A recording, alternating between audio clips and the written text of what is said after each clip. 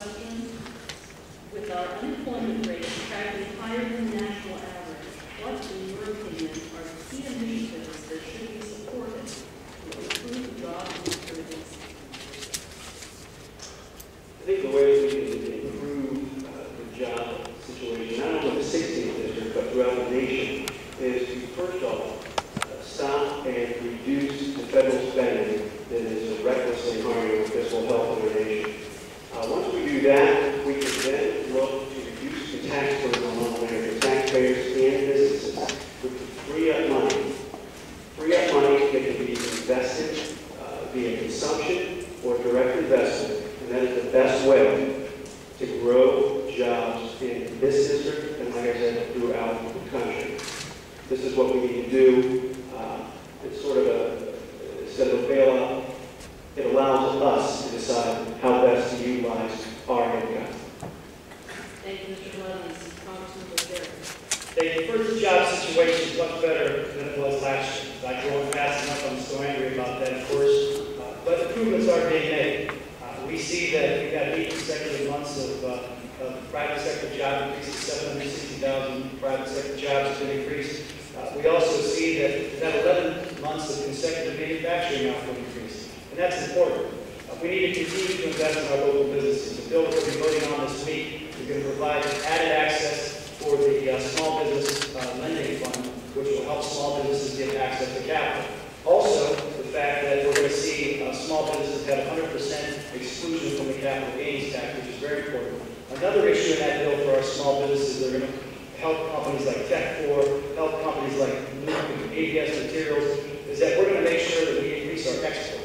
You know, in the last decade, 7 of the last 10 industries weren't created, weren't in existence. They were manufactured by small businesses, but through investments that they have made. But the long-term strategy, no less, is that we have got to make sure that we end these abusive trade practices that keep shipping our jobs overseas. They have to be fair for American workers. They have to be fair for American businesses.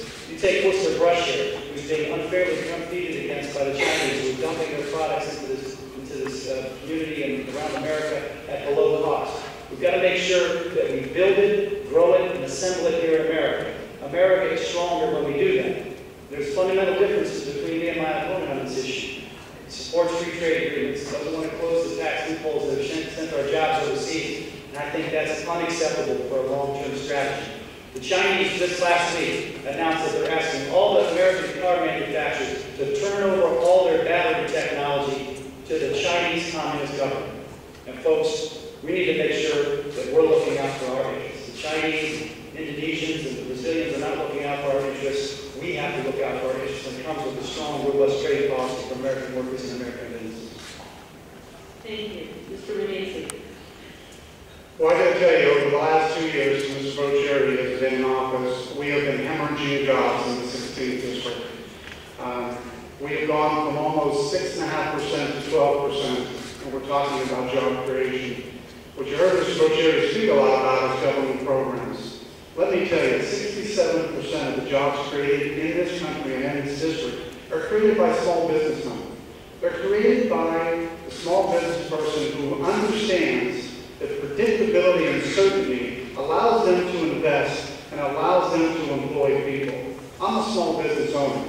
I can tell you today, as many small business owners will tell you, they will not hire another person today because they are concerned about predictability and certainty. What are some of the things that have caused the lack of predictability and certainty in our 16th district and in our country?